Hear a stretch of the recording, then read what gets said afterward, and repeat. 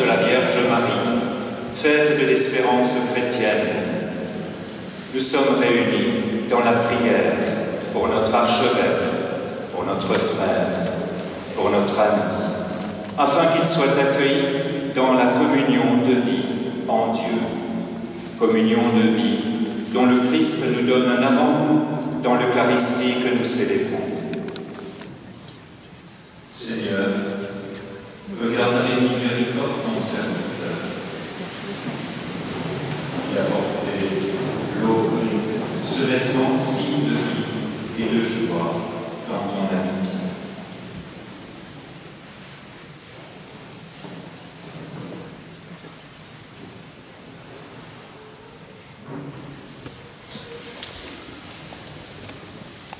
Il a porté l'étole lorsqu'il rassemblait les hommes pour partager ton pain et ta parole.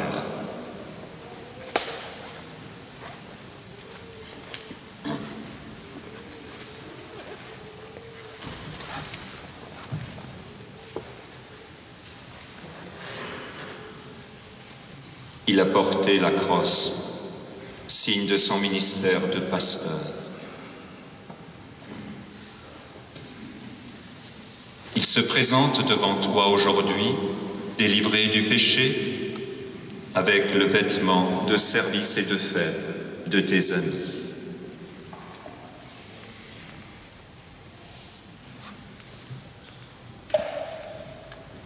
Frères et sœurs, préparons-nous à la célébration de l'Eucharistie en reconnaissant que nous sommes pécheurs.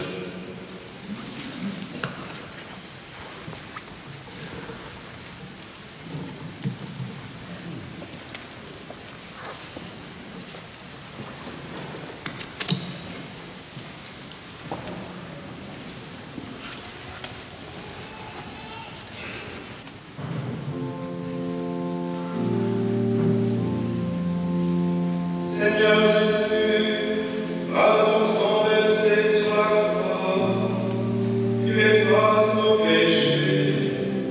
Prends pitié de nous.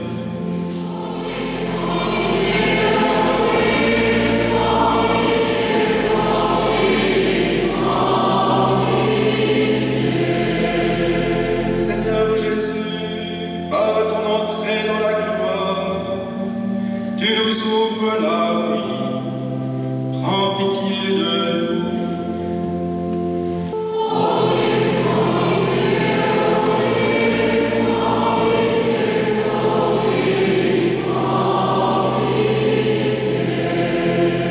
Seigneur Jésus, par ton entrée dans la gloire, tu nous ouvres la vie.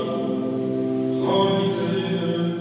Accorde à ton serviteur François que tu nous avais donné comme épreuve la juste récompense de son travail.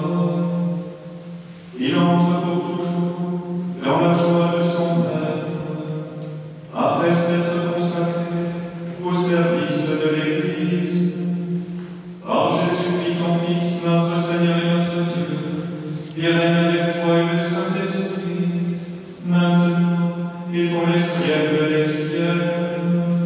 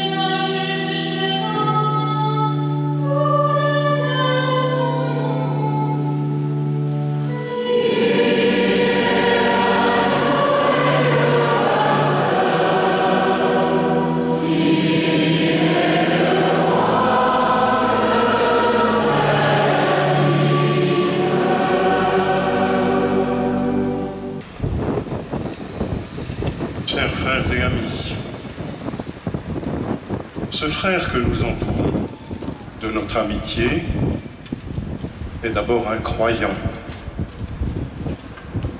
un mélange de qualités et de défauts, d'intentions droites et d'insuffisances.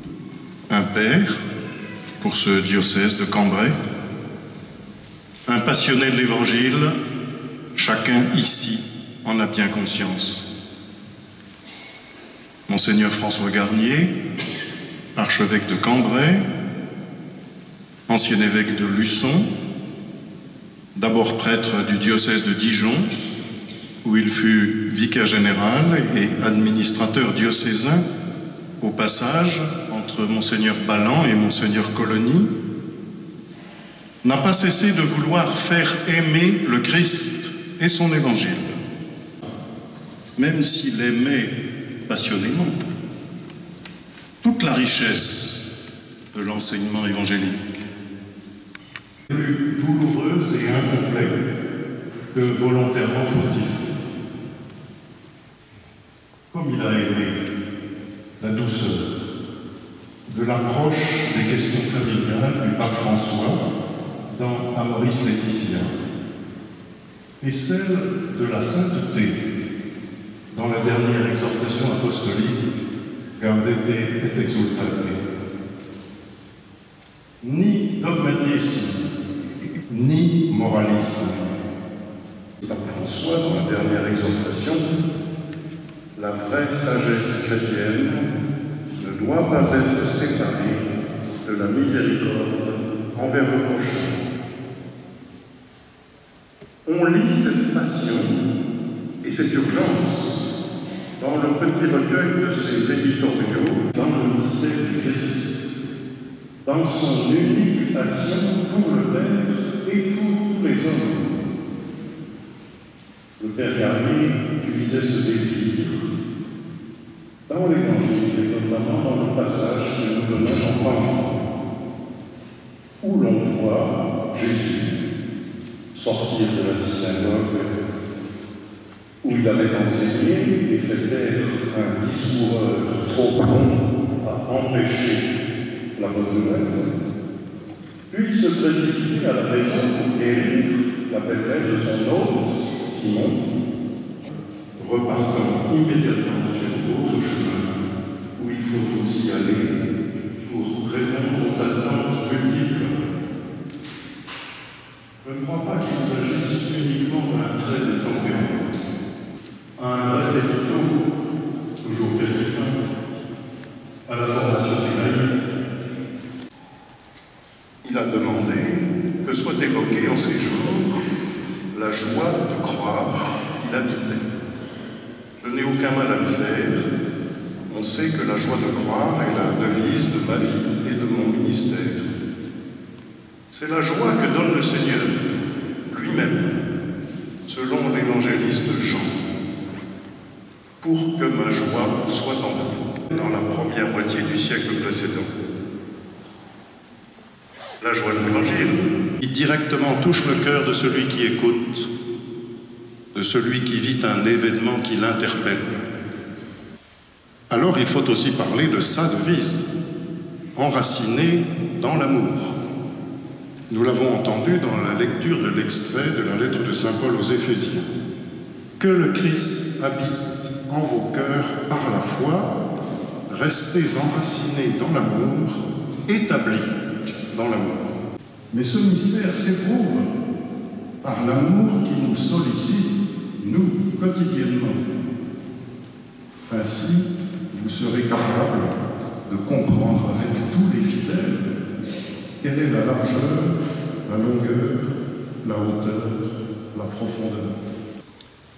Comprendre et éprouver la hauteur de l'amour divin qui est capable de se dire dans tant de cultures, dans tant d'histoires personnelles et collectives, et accepte une telle diversité dans l'Église.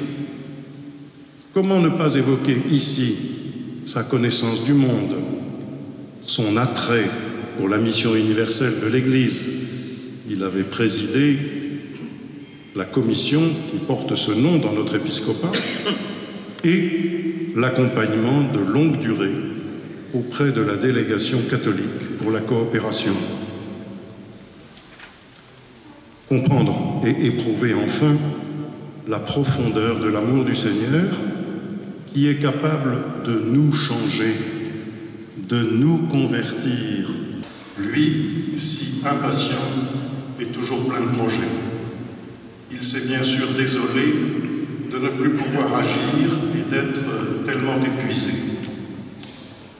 Mais j'ai vu dans son regard et dans des allusions ces dernières semaines ce qu'il ne pouvait pas encore dire, ayant donné sa vie pour le Christ et son Église. François Garnier a accepté ce dernier changement, cette dernière transformation, s'abandonner dans les bras du Seigneur au moment du passage, de la Pâque. Et c'est cette remise à Dieu que nous célébrons maintenant dans cette Eucharistie. Que le Seigneur lui-même accueille notre prière pour notre frère François, votre évêque, notre ami, et qu'il en fasse une louange de gloire. L'appel pour que grandisse dans le cœur de nombreux jeunes la réponse d'amour pour devenir prêtre. Écoute nos supplications, daigne répondre à nos appels, toi qui vis pour les siècles des siècles.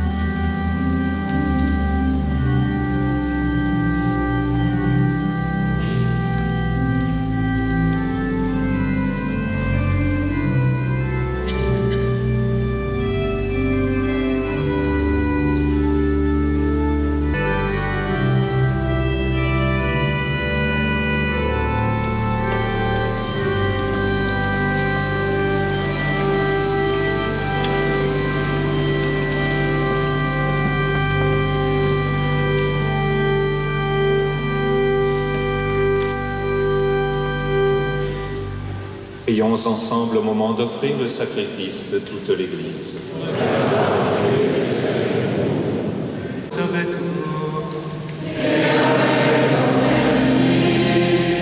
Élevons notre cœur. Rendons grâce au Seigneur notre Dieu.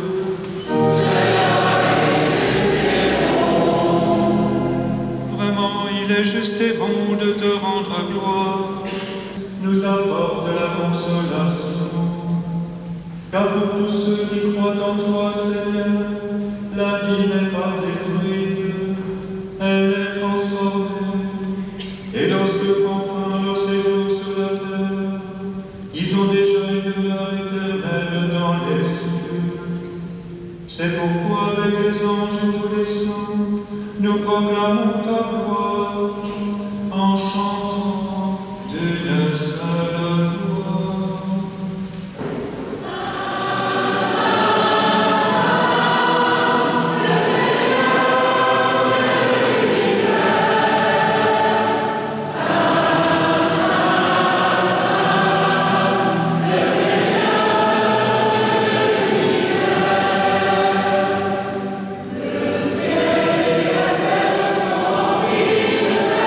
Amen.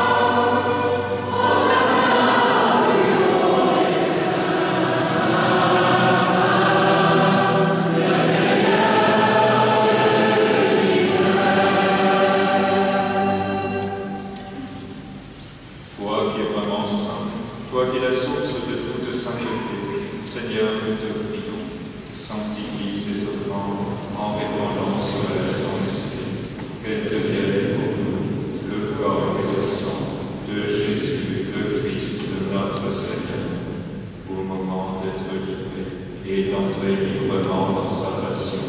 Il prit le pain, il rendit grâce, il le rompit et le donna à ses disciples en disant: prenez et mangez-en tous, ceci est mon corps livré pour vous.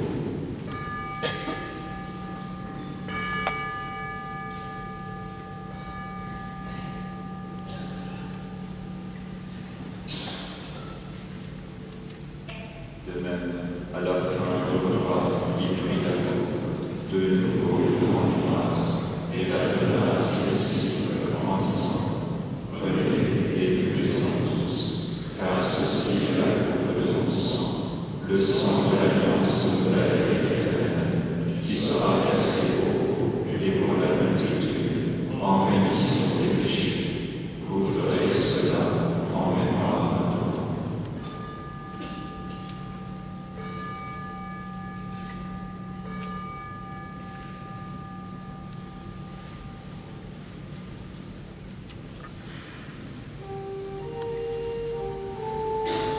Il est grand le mystère de la foi.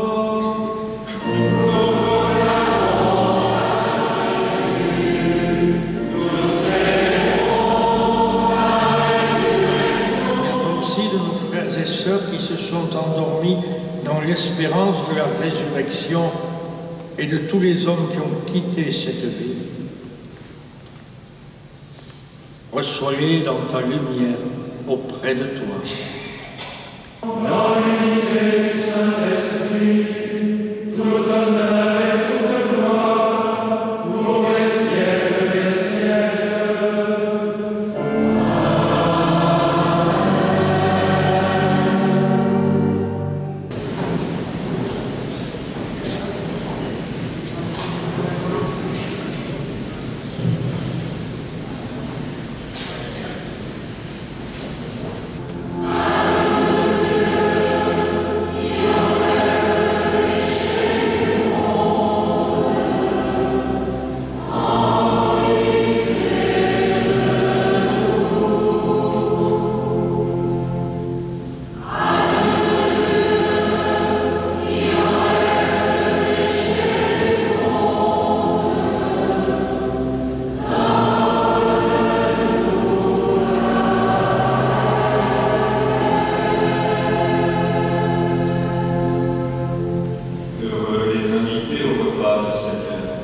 Voici l'agneau de Dieu qui enlève le péché.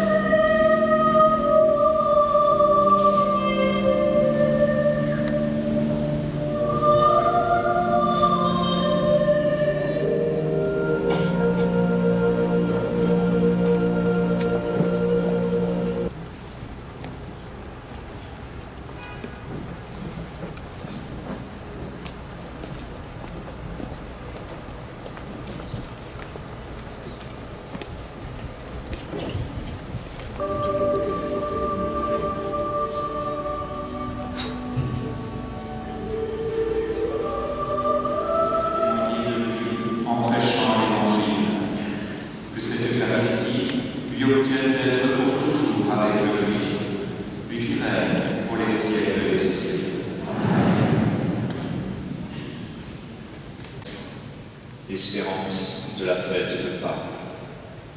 Car nous espérons revoir François, quand Dieu nous réunira dans la joie de son royaume. recueillons-nous en pensant à tout ce que nous avons vécu avec lui, à ce qu'il est pour nous, à ce qu'il est pour Dieu. Éclosion de fleurs vivantes immaculées.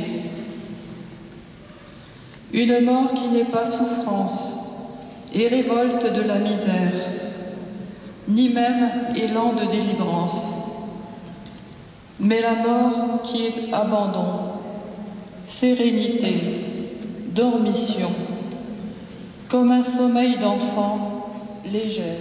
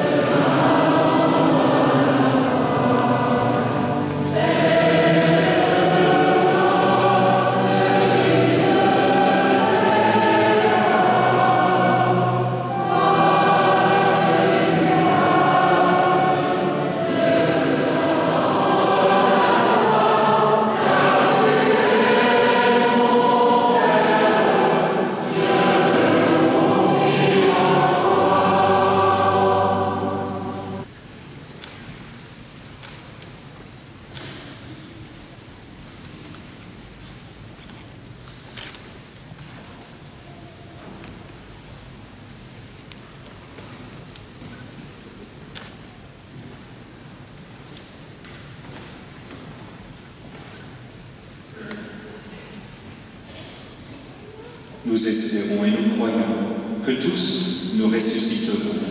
En signe de cette foi, je bénis ce corps, au nom du Père et du Fils et du Saint-Esprit. Père très bon, nous remettons entre les mains l'âme de notre frère François dans l'espérance que tous ceux qui reposent dans le Christ ressusciteront pour être toujours avec lui.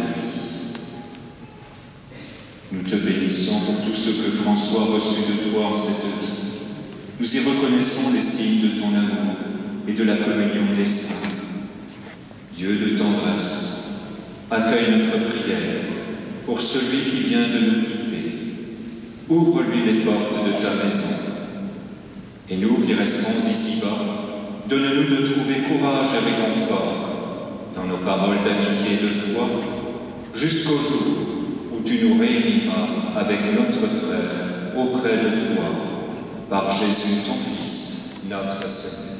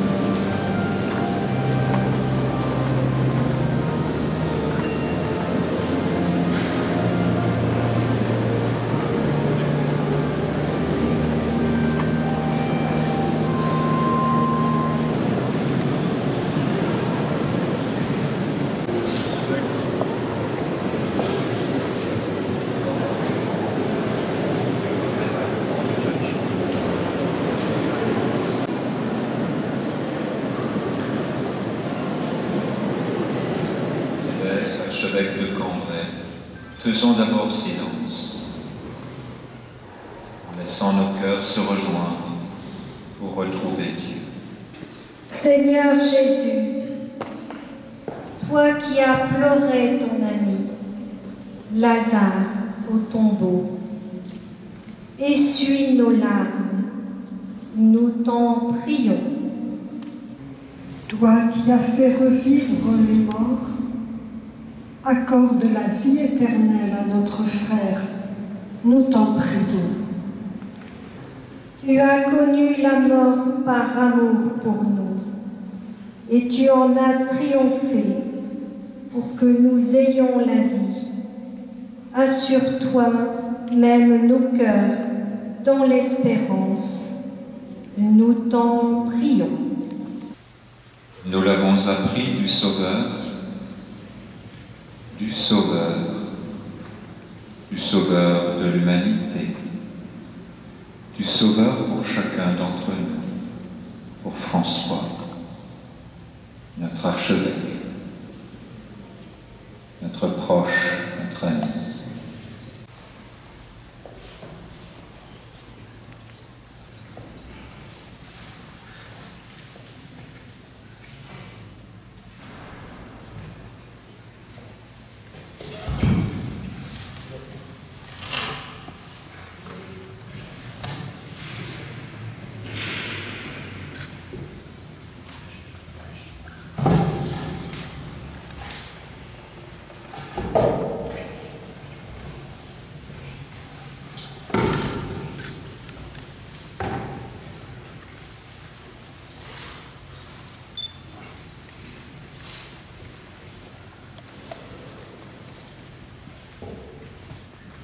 Que notre frère François repose dans la paix.